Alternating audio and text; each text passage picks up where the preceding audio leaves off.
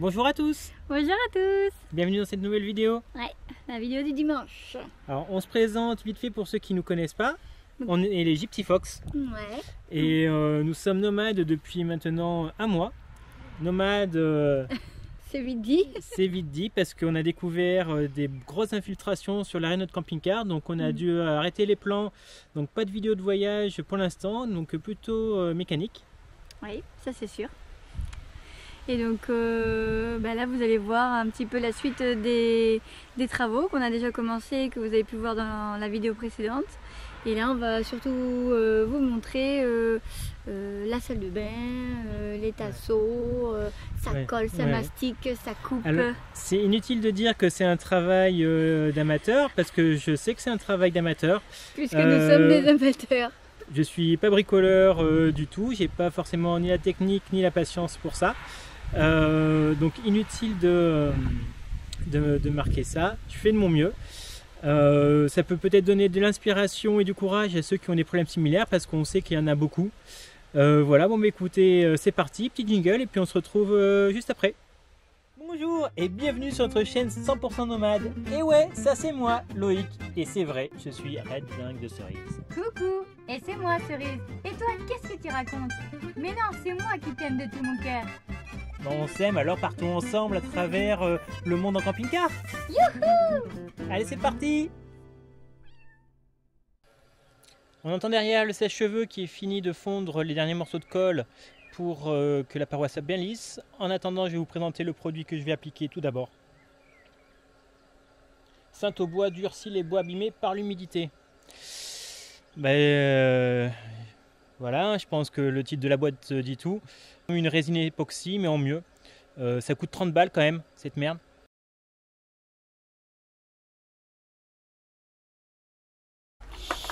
Qu'est-ce que tu fais, mon petit renard? Donc là, j'applique le durcisseur là, que j'ai montré à l'instant. Du quoi? J'applique le durcisseur pour... Et ça va faire quoi ça?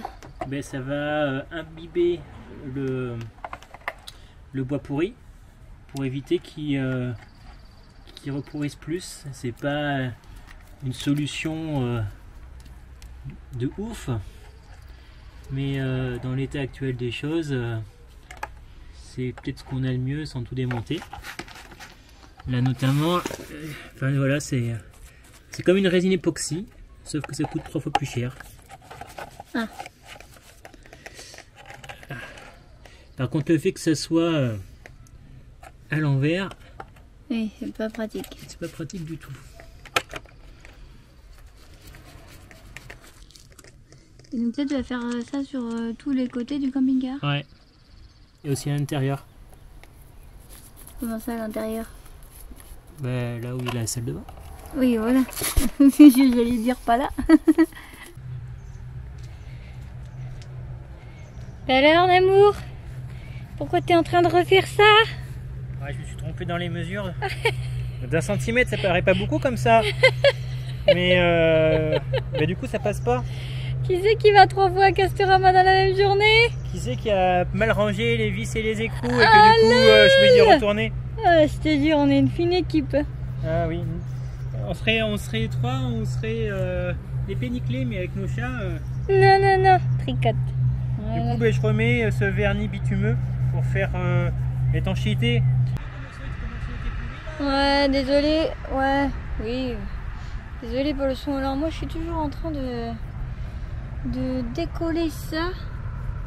Bon, là, j'arrive sur la fin. J'en ai fait déjà plein. C'est pas une mince affaire hein, parce que c'est du bricolage en plus qu'on n'avait pas prévu. Mais bon, c'est comme ça. On va le faire. On va solidifier tout ça. Et j'ai hâte qu'on passe ensuite, enfin, à la rénovation de la salle de bain. Parce que j'ai déjà choisi, comme femme je suis, le lino. Donc j'en ai pris 3 différents. Est-ce que vous connaissez Loïc le petit poussé? C'est moi. Bonjour les enfants. Connaissez-vous le petit poussé? Je sème les outils pour pas les perdre. pour que sa femme les range ensuite. Étalé comme ça, je peux savoir où sont les choses plus ou moins. Non. Quoi? Si, c'est vrai. Bon.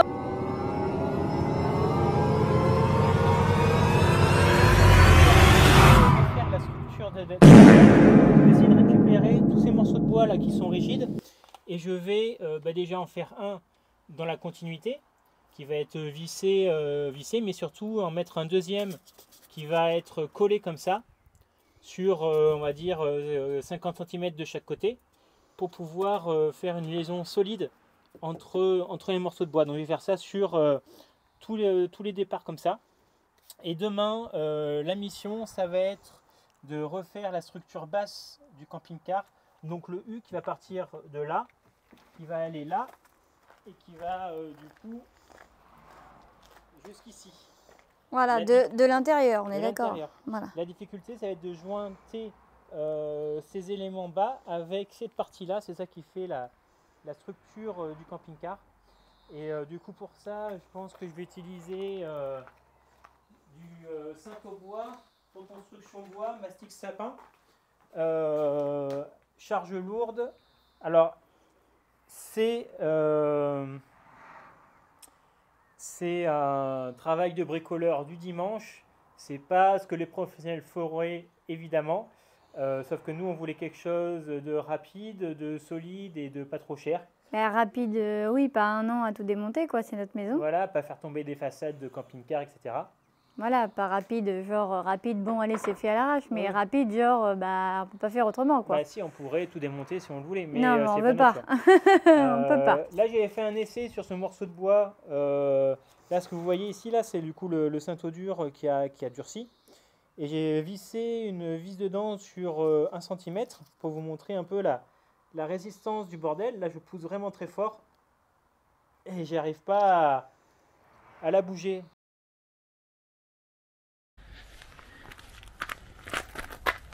Bonjour à tous, aujourd'hui j'essaie de remonter la barre latérale du fond.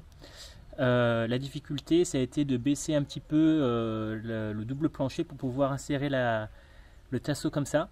Vous voyez, j'ai mis du vernis, là je vais mettre du Sika, mais avant ça je vais légèrement disquer à la scie oscillante les petits morceaux qui dépassent pour que ça soit ajusté le plus possible. Allez, c'est parti.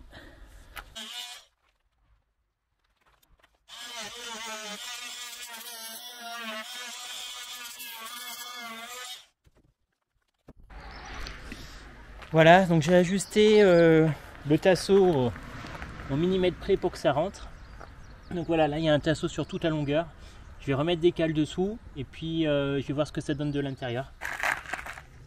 Bon voilà, c'est le jour de la reconstruction.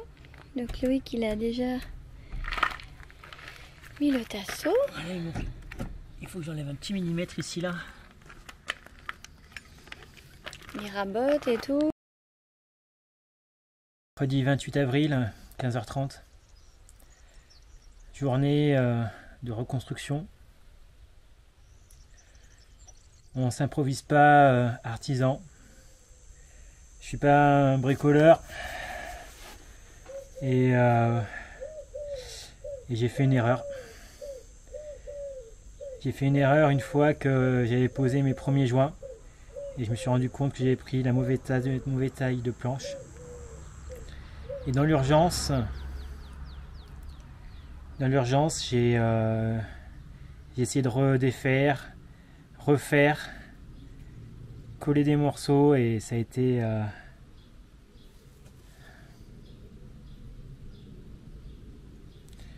des cartouches qui explosent, des erreurs bêtes faites sous le stress. Cerise qui est partie avec un rendez-vous avec sa sage-femme, donc elle peut pas m'aider. Et le résultat n'est pas encore là. J'attends que j'ai la sueur dans les yeux. J'attends que les joints sèchent là, mais ça a été du travail.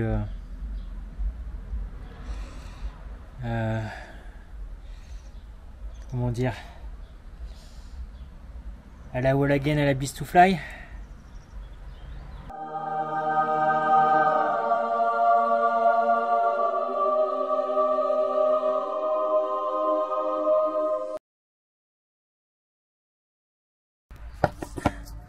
Là ici il y a 2 tasseaux, il y en a même 3. Si moi je sais pas si vous le voyez. Là il y a un tasso, 2 tasseaux et le 3e tasso qui est là. Donc sur cette partie là qui est bouffée, j'ai fait un truc comme ça. Ça se crée comme ça. Je mets du joint, 2 petites vis comme ça. Et puis voilà. Et là je mettrai un autre gros tasseau, ici. Tout travailler avec de la colle à bois. Mais le souci c'est que la colle à bois a besoin d'être serrée pendant un certain laps de temps. Il faut maintenir en contact par pression les 2 parties jusqu'à qu'elles soient sèches. Et c'est un peu la difficulté, c'est que pour mettre en pression il faut des serre-joints. Et dans beaucoup d'endroits en fait j'ai pas la possibilité de mettre de serre-joints. Donc sur la partie qui va toucher le camping-car, je vais mettre du Sikaflex 522. Et sur les parties qui touchent le bois, je vais mettre de la colle à bois.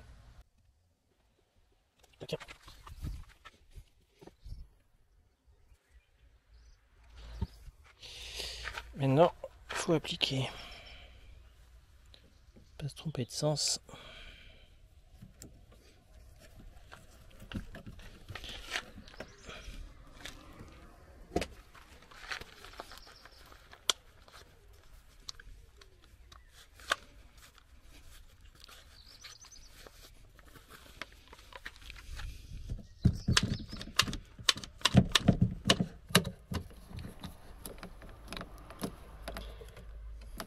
Ah putain.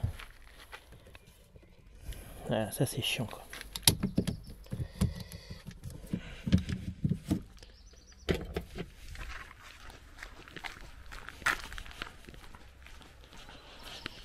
Est-ce que ça va être mieux?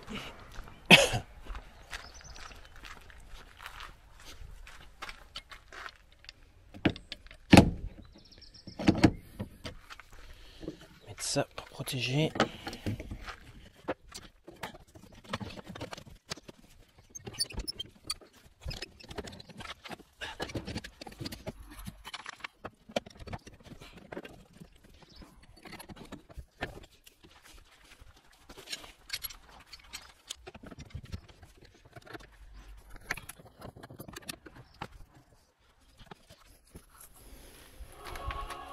Ok, on va laisser sécher 20 minutes.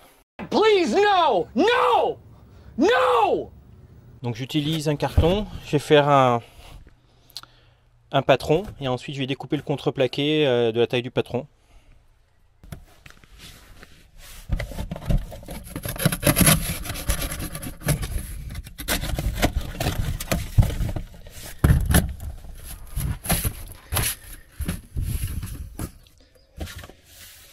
Voilà, ça devrait ressembler à ça.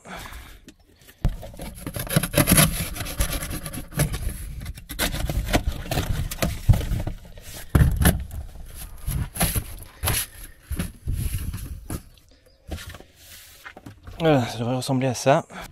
Bon alors, petite explication. J'ai fait du coup le contreplaqué ici, donc aux dimensions. Ça passe, mais c'est pas jointé parfaitement, mais bon, j'aurais peut-être, franchement, à le refaire, je pense que je ferai tout sans contreplaqué, en fait. Je pense que ça serait bien plus rigide, déjà parce que le contreplaqué, il est vachement flexible et un peu tordu. Merci Bricocache. Pourtant, j'ai essayé de prendre un truc bien droit. Là, ce que j'ai fait, c'est que du coup, à ce niveau-là, là, j'ai calé celle-ci, plus la deuxième. Là c'est juste mis avec un espèce de Sika polymère là pour recoller, et après je joindrai à la vis pour que c'est sûr que ça bouge pas. Salut les petits Foxy, j'espère que vous n'avez pas le tournis. Je me suis mis dans un hamac pour vous parler, mais il bouge. Attends, peut-être que si je me mets bien il va arrêter de bouger. En fait, du coup hier, j'ai fait ma deuxième échographie concernant la grossesse et tout va bien, bébé va bien, c'est juste que c'est un petit bébé, il fait que 500 grammes pour un 5e mois. Et puis bon, il y a peut-être quelque chose au niveau du cordon ombilical. Je sais pas si vous, pour ceux qui ont déjà eu des enfants, il y a deux flux sanguins. Il y en a un qui représente pas une anomalie, mais qui est perturbé. Alors ça peut être le stress, ça peut être problème diabétique, ça peut être diabète gestationnel par exemple, ça peut être problème cardiaque, circulation sanguine, enfin ça peut être une petite liste quoi. Et j'en fais pas partie de cette liste, donc du coup j'ai une échographie, j'ai gagné une échographie de plus pour voir comment bébé grandit au niveau de sa croissance, pour voir si tout va bien quand même, parce qu'il bouge, il est en pleine forme, il n'y a aucun souci. Donc c'est vrai que ça m'a mis un petit coup au moral hier, parce que en plus après, si vous êtes comme moi, on cherche sur internet un petit peu pour décrypter les résultats de l'analyse en fait de l'échographe. Donc du coup j'ai lu des trucs, j'ai dit oh là en fait c'est chaud. Puis il y en a d'autres qui me disent mais non, moi aussi mon bébé a eu un retard de croissance et tout allait bien, ne t'inquiète pas, voilà. Donc du coup là aujourd'hui je suis un peu entre les deux. Et donc je sais que moi c'est plutôt le stress par rapport au camping-car avec les nouvelles infiltrations. Mais bon, je suis d'une nature assez optimiste et c'est vrai que la grossesse, ça permet de lâcher prise. Parce que moi j'adore tout contrôler. Je sais pas vous, mais moi j'adore ça. Tout contrôler, c'est genre ma passion. J'aime que ça se passe comme moi j'ai envie. Et là, rien ne se passe comme moi j'ai envie. Donc du coup, je me suis dit, allez, je lâche prise. Et c'est pareil pour la grossesse, je me dis de toute façon, c'est mon corps qui gère ça, c'est mon corps qui fait. Donc ça sert à rien de rajouter du stress supplémentaire. Ça va pas l'aider et ça va pas aider bébé. Donc, mais sinon, ça va. Donc voilà, je suis juste un peu fatiguée. Donc je vais remonter mon taux de fer parce que je suis végétarienne. Et donc je prenais plus mes compléments alimentaires pendant un petit moment. Là, j'avais zappé depuis qu'on avait bougé et tout. Donc ça fait bien 3 semaines. Donc là, j'ai repris aujourd'hui et je vais en acheter de meilleure qualité. Petite astuce naturelle, même si c'est pas la chaîne, mais si vous devez prendre du fer, prenez du fer bisglycinate. C'est mieux assimilable par le corps. Et si après ça s'assimile toujours pas, c'est pas le fer, c'est plutôt votre corps qui assimile pas. Voilà. Donc c'était la petite aparté, voilà, nouvelle bébé, grossesse, comment ça va et tout. Et j'en profite donc pour vous dire que voilà, aujourd'hui, Loïc a bien avancé sur les travaux. Là, ça y est, je vous avoue aussi que là, on est vendredi et que demain, il pleut, samedi. Et que du coup, on est un peu aussi pressé par le temps puisque, comme vous l'avez vu, on n'a pas de toit au-dessus du camping-car pour faire les travaux. Donc, c'est aussi un inconvénient. On devait le mettre sous l'appentis, mais il est trop haut, il passe pas. Donc, pas le choix. On fait avec ce qui est. Vous avez compris depuis le temps que nous, on fait que s'adapter dans la vie. Alors, vous suivez les outils, ça fait petit poussé et vous arrivez sur mon petit renard. Ça va mon petit renard? Ah, c'est chaud? Eh oui, tu m'étonnes. On commence à s'occuper de la soute Du coup j'ai rajouté, il y avait un tasseau de la fenêtre qui a été rajouté ici. On le voit, c'est celui-là, là, sur le contrepaquet, c'est-à-dire Oui, ça c'est celui d'origine. Donc j'ai rajouté celui-là. Voilà. Rajouté Que Loïc a tout goudronné, hein. Il a acheté les tasseaux, il les a coupés, il les a d'abord goudronnés pour l'étanchéité. Oui. Je sais pas si ça va faire beaucoup. Ben écoute, c'est déjà mieux que zéro. J'ai rajouté celle-là en plus que celle d'origine, donc ça s'enlève en fait, ça c'est juste pour caler. Oui, c'est juste pour la pousser. Et ok. j'ai mis des vis de 6 là, plusieurs, tac tac tac, pour que ça soit bien rigide, que ça renforce en fait la grande ici, pour éviter que là ça se casse en fait. Ici il y a une fragilité évidemment. Bien sûr. Donc, Ah oui, sinon il fallait tout enlever et tout refaire, c'est ça? Oui, ça aurait peut-être été la meilleure. Après il y aurait une fragilité ici, tu vois. Bah oui, de toute façon, oui. On reprend le problème. Oui. Donc là au moins c'est visible, si un jour il y a un souci, on le verra plus facilement. Donc du coup cette fragilité là, je l'ai renforcée avec ça. Et avec ce deuxième tasseau. Que tu as mis en longueur. Que j'ai mis en longueur. Qu'est-ce que je dis? Donc c'est de la bricole. Voilà, peut-être que ça pourrait inspirer d'autres personnes qui ont pas un dessous et qui veulent refaire leur camping-car à moindre frais. Que c'est possible, que évidemment vous n'aurez pas une finition comme un professionnel, mais ça reste du bois. Et du bricolage, et ça tient. Voilà, quelques vis, du bois, et voilà, avec un peu de jugeote, on peut arriver à faire quelque chose de costaud. Ok, je vais dans la salle de bain, je vais juste leur montrer quand même ce que tu as fait, parce que là il a remis les vis tout du long, il a mis du Sika. Vous inquiétez pas, on va poncer tout ça, ça va pas rester dans cet état là. Mais c'est tout frais quoi. Donc la salle de bain, qu'est-ce qui se passe ici? Je peux monter dedans puisque c'est solide. Donc Loïc a les tasseaux, il les a mis donc voilà tout autour, c'est ce que vous voyez en noir puisqu'il les a goudronnés. Il a mis aussi du Sika partout et puis il a rajouté ce petit plancher. Voilà, donc là pareil, il va reponcer et il va mettre des tasseaux dans cette longueur et dans cette longueur aussi. Je crois qu'il en met 4, 5, je sais plus. Il m'a expliqué, mais vous aurez plus d'informations quand je le filmerai en train de faire. Déjà très contente de son travail, de se lancer dedans alors qu'il n'avait pas forcément envie, mais bon, pas le choix. Et voilà, c'est déjà fini. Ouais, ça passe vite. On essaye de faire des vidéos plus courtes que 40 minutes, 1 heure, parce qu'on sait que vous tenez pas dans le temps et que voilà, 15-20 minutes ça suffit. On va voir. Bah écoutez, à la prochaine vidéo, peut-être mercredi. Et puis sinon, dans tous les cas, à dimanche. Portez-vous bien et puis peut-être un de ces jours sur les routes. Ouais, et puis merci pour les conseils. Bye bye.